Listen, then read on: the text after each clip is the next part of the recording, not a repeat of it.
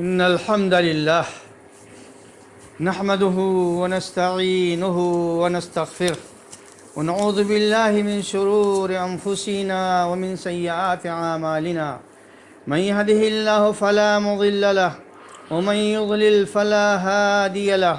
وأشهد أن لا إله إلا الله وأشهد أن محمدا عبده ورسوله يا أيها الذين آمنوا اتقوا الله حق تقاته ولا تموتن إلا وأنتم مسلمون يا أيها الناس اتقوا ربكم الذي خلقكم من نفس واحدة وخلق منها زوجها وبث منهما رجالا كثيرا ونساء واتقوا الله الذي تساءلون به والأرحام إن الله كان عليكم رقيبا يا أيها الذين آمنوا اتقوا الله وقولوا قولا سديدا يصلح لكم أعمالكم ويغفر لكم ذنوبكم ومن يطع الله ورسوله فقد فاز فوزا عظيما أما بعد فإن خير الحديث كتاب الله وخير الهدي هدي محمد صلى الله عليه وسلم وشر الأمور محدثاتها وكل محدثة بدعة وكل بدعة ضلالة وكل ضلالة في النار. أعوذ بالله السميع العليم من الشيطان الرجيم. بسم الله الرحمن الرحيم. للفقراء الذين أحصروا في سبيل الله لا يستطيعون ضربا في الأرض يحسبهم الجاهل أغنياء من التعفف تعرفهم بسيماهم لا يسألون الناس إلحافا. برادران اسلام و حاضرین مجلس، گفتگو کا جو سلسلہ مالی حقوق سے کے تعلق سے چل رہا ہے، آج اس میں دو چیزوں کی طرف توجہ دلانا مقصد ہے۔ ایک تو وہ ہو کہ اگر ایک انسان کسی کی جائیداد پر ناحق قبضہ کر لیتا ہے تو اس کا انجام اللہ رب العالمین کے ہاں کیا ہوتا ہے۔ دوسرے یہ کہ کمائی کا جو ذریعہ دین اسلام نے دیا ہے اس میں سے بھیک منگائی کو اللہ رب العالمین نے الگ کر دیا ہے، یعنی بھیک مانگنا یہ کوئی ذریعہ معاش شرعی طور پہ نہیں سمجھا جاتا ہے۔ تو پہلے مسئلے کی وضاحت کے تعلق سے سب سے پہلے اللہ کے نبی صلی اللہ علیہ وسلم کی ایک ہدایت ہے اور ایک روایت ہے جس کو آپ نے مثال دے کر کے سمجھانے کی کوشش کی تھی کہ ناجائز طریقے سے مال کے کھانے کی مثال کیا ہے اور اس کا نقصان کیا ہوتا ہے۔ چنانچہ آپ نے فرمایا کہ یہ جو مال تمہارے سامنے نظر آتا ہے کسی بھی شکل میں یہ دیکھنے میں بہت تر و تازہ نظر آتا ہے، بڑا ہرا بھرا نظر آتا ہے، اور یہ کہ اس کے اندر بہت شیرینی اور بہت مٹھاس پائی جاتی ہے۔ یعنی انسان جب کسی کی دولت کو دیکھتا ہے اور یا اس کے قبضے میں وہ دولت آتی ہے تو اس سے وہ بڑا خوش ہوتا ہے اور سمجھتا ہے کہ اس کی زندگی بالکل سبزہ زار کی طرح لہلہانے لگی ہے۔ لیکن حقیقت یہ ہے کہ یہ مال اس کے لیے نقصان دہ بھی ہو سکتی ہے اور اس کے لیے فائدے مند بھی ہو سکتی ہے۔ مثال یہ ہے کہ جیسے کوئی ایسی جگہ ہو جہاں پر بہت اچھی طرح سے ہریالی لگی رہتی ہے، عام طور سے جہاں پانی کا گزر ہوتا ہے وہاں پہ ہریالی بہت بہترین لگتی ہے۔ تو فرمایا کہ جہاں پر ہریالی لگی رہتی ہے، اچھے پودے لگے رہتے ہیں، تو جب جانور اس کو دیکھتا ہے تو بعض جانور ایسے ہوتے ہیں جو حریص ہوتے ہیں تو اس کو اتنا کھانے لگتے ہیں کہ پیٹ بھر جاتا ہے، تب بھی ان کی طبیعت آسودہ نہیں ہوتی ہے، طبیعت اس سے نہیں بھرتی ہے، چنانچہ وہ مزید اس کو اور کھانے کی کوشش کرتا ہے۔ نتیجہ یہ ہوتا ہے کہ اتنا زیادہ کھا لیتا ہے کہ جس کی وجہ سے اس کا پیٹ پھول جاتا ہے، اور پھر بسا اوقات اس کی وجہ سے اس کی موت ہو جاتی ہے، اور یا تو مرنے کے قریب ہو جاتا ہے۔ اس کو کھاتا ہے تو پیٹ میں جو تکلیف ہوتی ہے، اس سے میں جو دکھ ہوتا ہے، گویا کہ اس سے تڑپتا ہے، پریشان ہوتا ہے، چھٹپٹاتا رہتا ہے۔ تو ایک تو اس جانور کی مثال ہے جو ضرورت سے زیادہ اس گھاس کو کھا لیتا ہے، وہیں ایک دوسرا جانور ہوتا ہے جو اتنا حریص نہیں ہوتا ہے، وہ آتا ہے، اس کو اتنا چرتا ہے جتنا کہ اس کی ضرورت ہوتی ہے، اور پھر اپنا جاتا ہے، ٹہلتا ہے، دوڑتا ہے، ادھر ادھر جگالی کرتا ہے۔ اس طریقے سے وہ جو اس نے گھاس کھایا ہے وہ گھاس اس کا ہضم ہو جاتا ہے اور اس کے خون میں وہ مل جاتا ہے۔ اس طرح سے اس کی زندگی گویا کی بحال رہتی ہے، اور یہی چونکہ اس کی عادت ہوتی ہے، لہذا وہ اس کی زندگی کے لیے یہ گھاس پھوس بہت مفید ہوتے ہیں، اور اس سے وہ برابر فائدہ اٹھاتا رہتا ہے، اور پھر بالآخر اپنے آخری طبعی موت کو پہنچ جاتا ہے۔ تو مال کی مثال انسانوں تمہارے لیے بالکل ایسے ہے۔ تم میں سے بعض لوگ ایسے ہوتے ہیں جو مال کے بہت حریص اور لالچی ہوتے ہیں، لہذا وہ یہ نہیں دیکھتے ہیں کہ میں کس طرح سے اس کو کما رہا ہوں، اور خرچ کرنے کی جب بات آتی ہے تو اس میں بھی یہ نہیں دیکھتے ہیں کہ میں اس کو کہاں خرچ کر رہا ہوں، ہمارے کمائی کا ذریعہ جائز ہے یا ناجائز ہے، اور ہمارے خرچ کرنے کی جگہ جائز ہے یا ناجائز ہے، اس میں تمیز نہیں کر پاتے ہیں۔ اور ان کی مثال اس گھاس خور جانور کی طرح ہوتی ہے جو ضرورت سے زیادہ کھا کر کے اپنے آپ کو یا تو ہلاک کر لیتی ہے یا تو تباہی اور بربادی کے قریب کر لیتی ہے۔ تو آپ نے فرمایا کہ دیکھیے کہ یہ مال بہت تر و تازہ اور بہت شیریں نظر آتا ہے، لیکن جو آدمی اس کے حاصل کرنے کا جو حق ہے اس کے ذریعے سے حاصل کرتا ہے اور اس کو وہاں خرچ کرتا ہے جہاں خرچ کرنے کا حق شریعت نے دیا ہے، تو سمجھو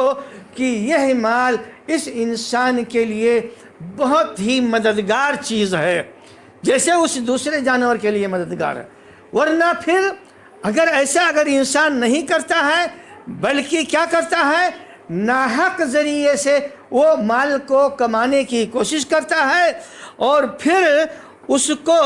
ناحق جگہوں پہ خرچ کرتا ہے، تو اس کی مثال بالکل ایسے ہے کالذی یاکل ولا یشبع، جیسے وہ جانور تھا جو کھاتے کھاتے اس کا پیٹ نہیں بھرتا تھا اور اپنے آپ کو ہلاک کر لیتا تھا، تو ایسے یہ مثال اس انسان کی ہے جو مال کے تعلق سے یہ نہیں دیکھتا ہے کہ کدھر سے آ رہا ہے اور ہم کو کس طرح سے خرچ کرنا ہے۔ یہ اس کے لیے کیا ہے، انتہائی نقصان دہ اور ہلاکت کی چیز بن جاتی ہے۔ لیکن اگر انسان اس کو اس سلیقے سے کرتا ہے جس سلیقے سے شریعت نے اس کو اجازت دیا ہے اور ان جگہوں پہ خرچ کرتا ہے جس جگہ شریعت نے اس کو اجازت دیا ہے، تو یہ مال پھر انسان کے لیے بہت مددگار ثابت ہوتی ہے، اور پھر اس مال کے ذریعے سے گویا کہ انسان اللہ رب العالمین کی ہاں نجات حاصل کرنے میں جو ہے کامیابی حاصل کرتا ہے۔ اسی لیے اللہ کے رسول صلی اللہ علیہ وسلم فرماتے ہیں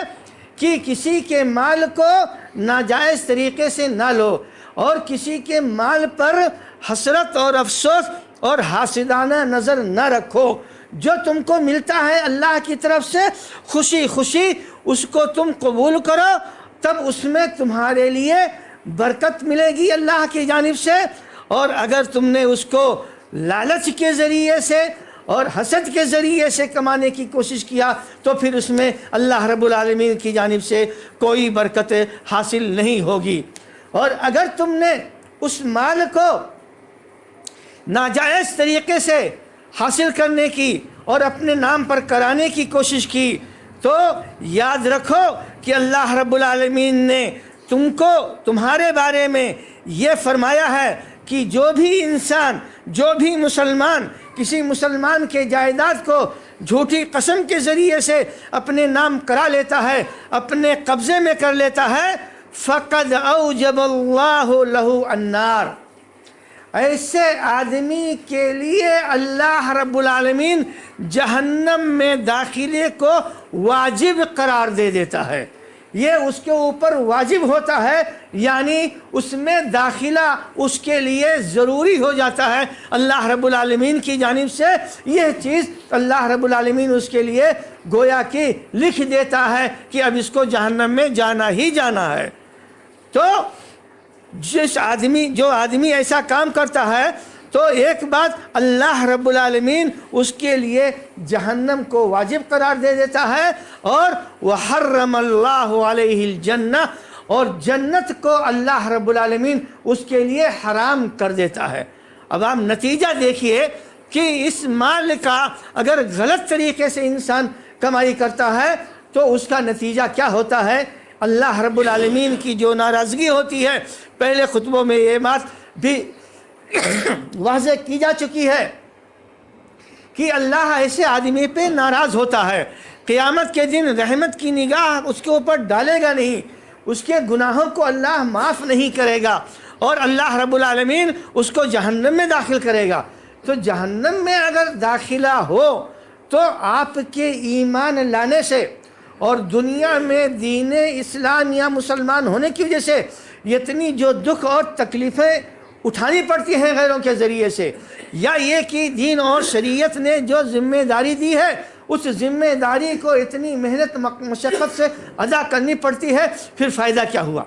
جب نتیجہ وہی ہوا کہ جہنم میں جانا ہے تو پھر ان تمام چیزوں سے فائدہ کیا ہے؟ لہذا یہ سوچنے کی بات ہے اور سمجھنے کی بات ہے کہ اللہ کے رسول فرماتے ہیں کہ رب العالمین ایسے انسان کے اوپر جہنم کو واجب قرار دے دیتا ہے اور جنت کو حرام قرار دے دیتا ہے۔ اور آپ نے فرمایا دوسری روایت میں کہ لا يدخل الجنت جسد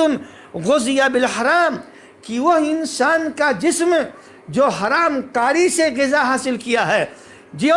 حرام کھا کر کے پلا اور بڑھا ہے، اللہ رب العالمین ایسے جسم کو جنت میں داخل نہیں کرے گا۔ ظاہر بات ہے کہ یہ نتیجہ کس چیز کا ہے؟ یہ نتیجہ اسی چیز کا ہے کہ ناجائز طریقے سے دوسروں کی جائیداد پر قبضہ کیا جائے، کیونکہ جب ناجائز طریقے سے آپ نے قبضہ کیا تو اس چیز کا استعمال کرنا آپ کے لیے حرام ہو گیا۔ جب آپ کے لیے حرام ہو گیا تو آپ کے جسم میں جو خون تیار ہوتا ہے، جو گوشت تیار ہوتا ہے، جو آپ کے جسم پہ چمڑا لگا ہوا ہے، یا اور جو بھی چیزیں پائی جاتی ہیں، گویا کہ وہ سب حرام کی بنی ہوئی ہیں۔ لہذا اللہ کے نبی صلی اللہ علیہ وسلم فرماتے ہیں کیا کہ لا يدخل الجنت جسد غذی بالحرام، جو حرام مال سے جو جسم پلتا اور بڑھتا ہے اس کا داخلہ جنت میں نہیں ہوتا ہے۔ اور قیامت کے دن کے تعلق سے یہ سوال یہ بتایا گیا، آپ نے فرمایا کہ جب قیامت کا دن آ جائے گا اور سوال و جواب کا معاملہ جب سامنے آئے گا تو لن تزول قدم ابن آدم حتی یسأل عن خمس، تو 5 سوالات ایسے ہیں جن سوالات کا جواب جب تک انسان دے نہیں لے گا تب تک اللہ رب العالمین کے سامنے سے ہٹنے کی اس کو اجازت نہیں ملے گی۔ چنانچہ 5 چیزوں کا ذکر اس حدیث میں ہے، عمر کے بارے میں ہے، جوانی کے بارے میں ہے، اور مال کے بارے میں ہے۔ وَعَنْ مَالِهِ، مال کے تعلق سے جو اللہ کا سوال ہوگا، جب تک قیامت کے دن اس سوال کا جواب انسان دے نہیں پائے گا۔ ظاہر بات ہے کہ بولنے میں تو انسان کچھ بھی بولتا رہتا ہے۔ آج دنیا میں جو دوسروں کی جائیداد کو لیتے ہیں تو بولنے کو تو کچھ بھی بولتے رہتے ہیں، لیکن اللہ رب العالمین کے ہاں جو جواب دینا ہے تو یہ دلالی والا جواب تو وہاں چلے گا نہیں، وہاں تو صاف ستھری اور سچی باتیں چلیں گی۔ تو اللہ رب العالمین کے ہاں پھر کیا وہ جواب دے گا؟ تو کب تک اس کو کھڑا رہنا پڑے گا اللہ رب العالمین کے ہاں؟ یہ تو وہی بہتر جانتا ہے۔ سوال دونوں ہے۔ کون سا سوال ہے کہ وَعَنْ مَالِهِ مِنْ أَيْنَ اِكْتَسَبَهُ وَأَيْنَ أَنْفَقَهُ۔ سوال 2 پوائنٹ پر ہے۔ مال جو تمہارے پاس دنیا میں ملا تھا وہ تم نے کس واسطے سے اس کو جو ہے جمع کیا تھا، کس طرح سے تم نے اس کو کمایا تھا؟ کیا شریعت کے بتائے ہوئے اصول و ضوابط کے مطابق کمایا تھا، یا اپنے منمانی شیطان نے جو وسوسہ دل میں ڈالا اور شیطان نے جو طریقہ تم کو بتایا اس طریقے پر عمل کر کے کمایا تھا؟ تو نمبر 1 سوال کیا ہے؟ تمہارے کمائی کا ذریعہ، تمہارے پاس جو مال تھا دنیا میں، وہ ذریعے کمائی کیا ہے، وہ بتاؤ کیا تھی؟ اور پھر اس کے بعد وَأَيْنَ أَنفَقَهُ، یہ مال تم نے خرچ کہاں کیا؟ یہ 2 اہم سوال ہے اس مال کے تعلق سے۔ جب تک انسان جواب نہ دے لے جائے گا تب تک اللہ رب العالمین کے سامنے سے اس کے قدم حرکت نہیں کر سکتے ہیں۔ تو آپ دیکھیے یہ کہ کتنی بڑی پریشانی اور کتنی مشکل بات ہوتی ہے اگر ہم کسی کی چیز، کسی کی جائیداد، کسی کا مال، کسی کی دھن دولت ناجائز طریقے سے لیتے ہیں۔ یہ وہ ساری پریشانیاں ہیں جن کی وضاحت بہت تفصیل کے ساتھ اللہ کے نبی صلی اللہ علیہ وسلم نے بتائی ہیں۔ چنانچہ یہ بتانے کا مقصد یہی تھا کہ ایک مسلمان ان ہدایتوں سے برابر نصیحت حاصل کرتا رہے اور اسی کے مطابق عمل کرنے کی ہر ممکن کوشش کرے۔ لہذا ہماری اور آپ کی جو ذمہ داری اس تعلق سے یہی بنتی ہے کہ ہم اپنی زندگی کو پاک صاف رکھیں، ناجائز اور حرام کمائی کے ذریعے سے اپنی پرورش، اپنے بال بچوں کی پرورش نہ کرائیں۔ اللہ کے نبی صلی اللہ علیہ وسلم فرماتے ہیں، حدیث قدسی میں ہے، اللہ رب العالمین کہتا ہے کہ ایک انسان دور و دراز علاقے سے جاتا ہے، حج کے تعلق سے فرمایا کہ ایک انسان بہت دور و دراز سے سفر کر کے اللہ رب العالمین کے دربار میں جاتا ہے، خانہ کعبہ کی زیارت کرتا ہے۔ جب وہاں پہنچتا ہے تو سفر کی وجہ سے ایسا سمجھو کہ پریشان رہتا ہے، اس کے جسم پہ گرد و غبار رہتے ہیں اور اس کے جسم بالکل پراگندہ رہتے ہیں۔ اب وہ اسی حالت میں اللہ رب العالمین کے سامنے اپنا ہاتھ پھیلاتا ہے، وہاں جا کر اتنی مشقت اور پریشانی برداشت کر کے وہاں جا کر کے اللہ رب العالمین کے سامنے ہاتھ اٹھاتا ہے اور کہتا ہے کہ اے اللہ رب العالمین میری گناہوں کو معاف فرما دے، کہتا ہے اللہ رب العالمین ہمارا داخلہ جنت میں کر دے۔ صورتحال جو اس کے ساتھ ہے، گیا ہے حج کرنے بڑے ذوق و شوق کے ساتھ، صورتحال کیا ہے اس کی کہ اس کی کمائی جو ہے یہ سب ناجائز کمائی ہے، حرام کی کمائی ہے۔ اللہ فرماتا ہے کہ آخر اس کی گناہوں کو کیسے معاف کیا جائے اور اس کی دعاؤں کو کیسے قبول کیا جائے، جبکہ جو کچھ کھا کر کے آیا ہے وہ حرام کا تھا، جو لباس پہن کر کے آیا ہے، جو احرام لایا ہے وہ بھی حرام ہی کمائی کی ہے، اور یہ جو جسم اس کا ہے، جس سے پرورش جسم کو ملا ہے، سب حرام ہی کا ہے۔ تو فَأَنَّا يُسْتَجَابُ لَهُ، کس طرح سے اس کی بات قبول کر لی جائے، کس طریقے سے اس کی دعا مان لی جائے؟ یعنی یہ انسان اتنا بڑا بد نصیب ہوتا ہے کہ اللہ رب العالمین جہاں لوگوں کو جو ہے توفیق دیتا ہے زیارت کرنے کے لیے، ان کی گناہوں کی معافی کے لیے اور ان کی دعاؤں کو قبول کرنے کے لیے، اس در سے وہ خالی ہاتھ آتا ہے، خالی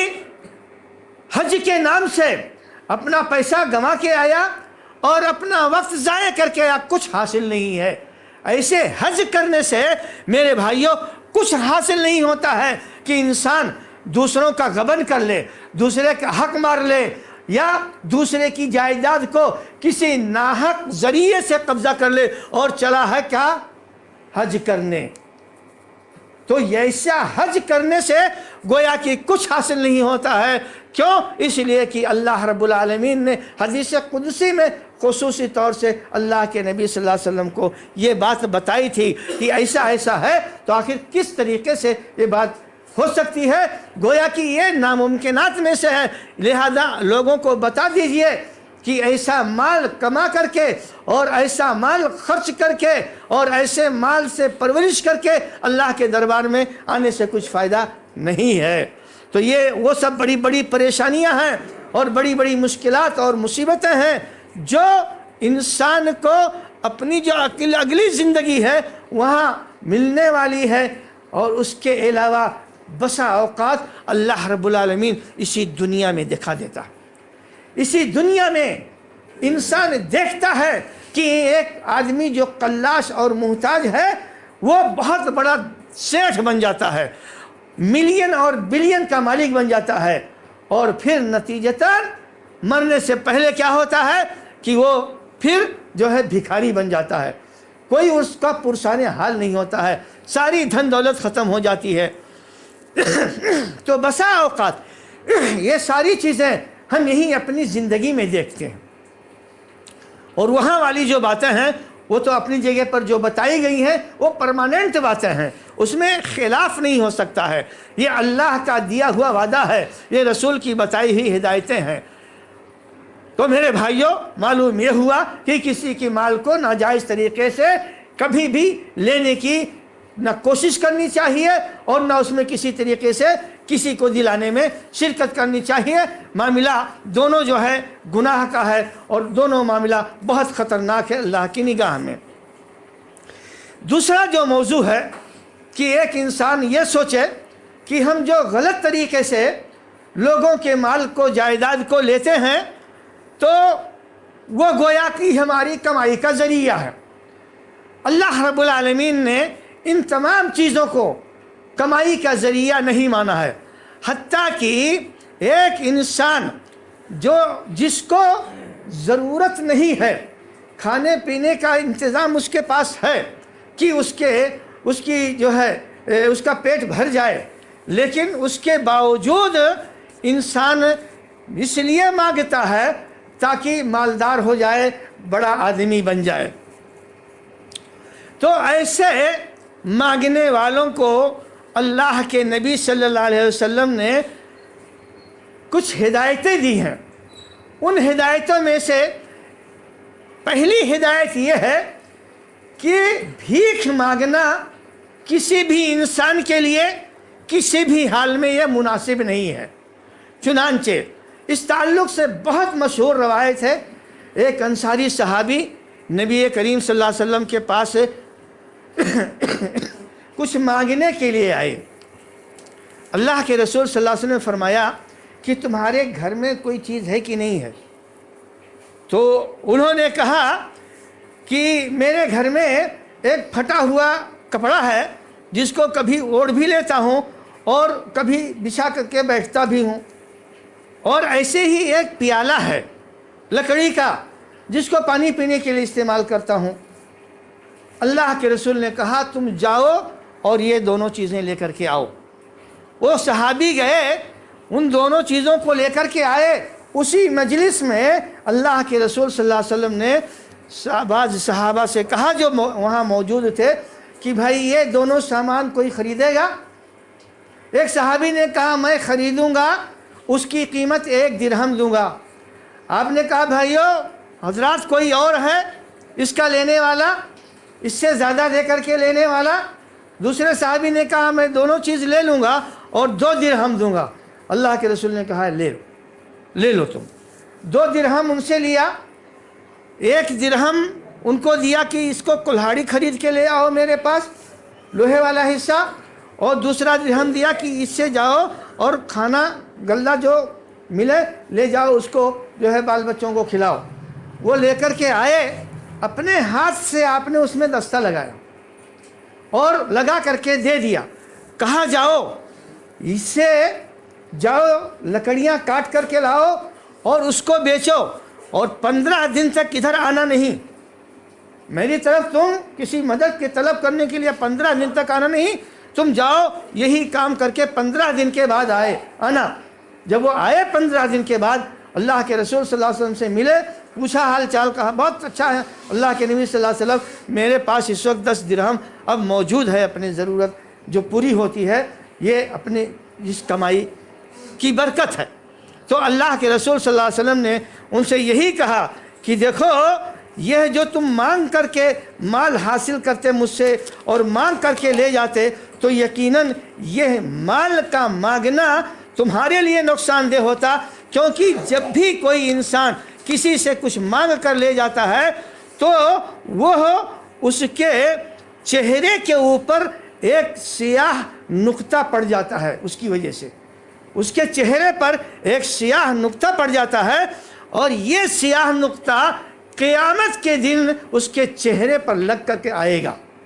और दूसरी रवायत में और जो आपने वजाहत फरमाई वो आपने यह फरमाया कि अल्लाह की कसम है, अगर तुम में का कोई आदमी जंगलों में जाए, वहाँ से लकड़ी काट करके अपने पीठ के ऊपर लाद के करके लाए, यह उसके लिए कहीं ज़्यादा बेहतर है कि लोगों के साथ हाथ फैला करके भीख मांगे, क्योंकि यह जो हाथ तुम फैलाते हो यकीनन ये तुम्हारा हाथ अल्लाह के यहाँ पसंदीदा नहीं है। भीख मांगने वाला हाथ ये अल्लाह रब्बुल आलमीन के यहाँ पसंदीदा नहीं है। हाँ, देने वाला जो हाथ होता है वो पसंदीदा होता है।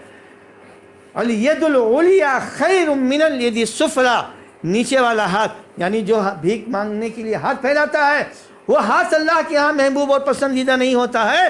वो हाथ महबूब और पसंदीदा होता है जो कमाई करके लाता है जायज़ तरीके से और अल्लाह रब्बुल आलमीन के नाम पर अल्लाह के बंदों की मदद करता है और उनका ताउन करता है। ये हाथ अल्लाह रब्बुल आलमीन के यहाँ पसंदीदा हाथ होता है। इसी तरीके से एक और सहाबी आए,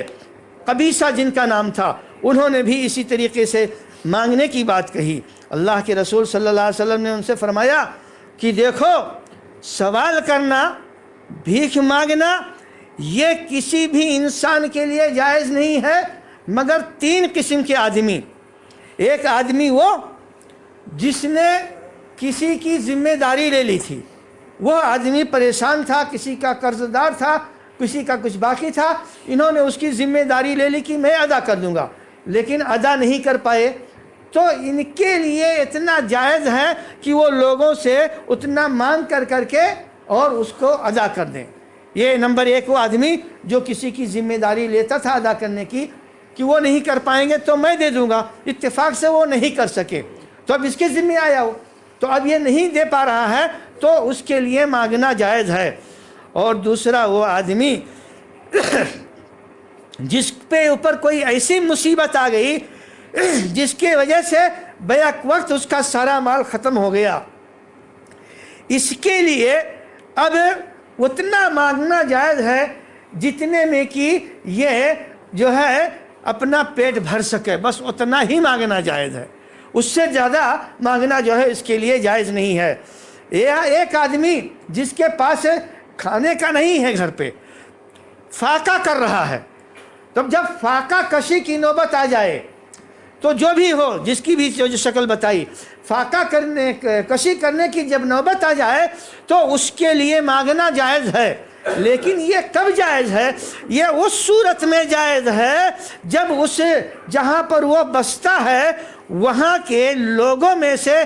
2 समझदार आदमी, जो 2 होशियार और जानकार आदमी ये गवाही दें कि ये आदमी मुहताज है, इसके यहाँ फाका हो रहा है, लिहाजा यह मांगने के लायक है, तो ऐसा आदमी जा कर के मांग सकता है इन 2 आदमियों की शहादत के साथ। उस महल्ले के 2 आदमी गवाही दें जहाँ वो बसता है, लोग जो जानते हैं, जब वो ये गवाही देंगे कि इसके यहाँ फाका कशी हो रही है, बहुत गरीब है, बहुत परेशान हाल है, तब उसके लिए मांगना जायज़ है। कितना मांगना जायज़ है? जितने में कि उसकी फाका कशी ख़त्म हो जाए।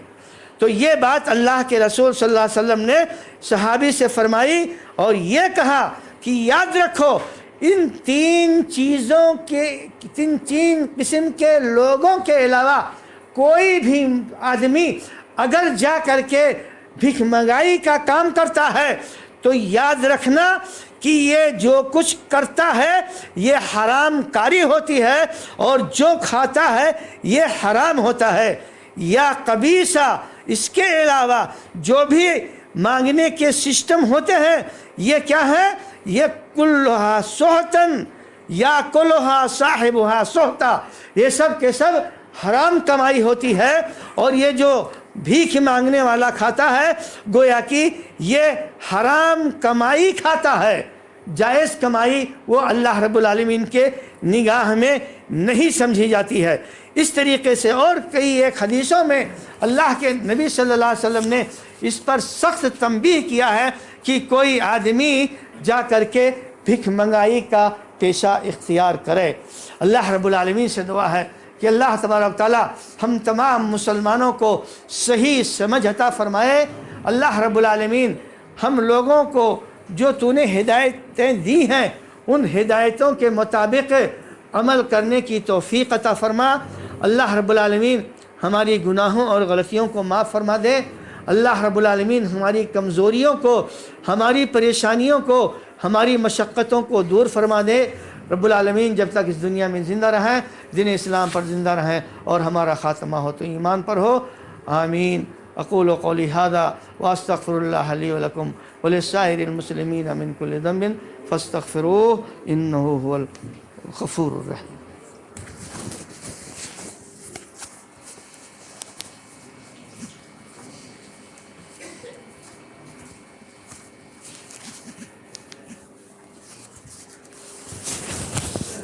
الحمد لله نحمده ونستعينه ونستغفره ونعوذ بالله من شرور أنفسنا ومن سيئات أعمالنا من يهده الله فلا مضل له ومن يضلل فلا هادي له وأشهد أن لا إله إلا الله وأشهد أن محمدا عبده ورسوله إن الله وملائكته يصلون على النبي يا أيها الذين آمنوا صلوا عليه وسلموا تسليما اللهم صل على محمد وعلى آل محمد كما صليت على إبراهيم وعلى آل إبراهيم إنك حميد مجيد اللهم بارك على محمد وعلى آل محمد كما باركت على إبراهيم وعلى آل إبراهيم إنك حميد مجيد عباد الله رحمني ورحمكم الله إن الله يأمر بالعدل والإحسان وإيتاء ذي القربى وينهى عن الفحشاء والمنكر والبغي يعظكم لعلكم تذكرون اذكروا الله يذكركم ويغفر لكم ولذكر الله تعالى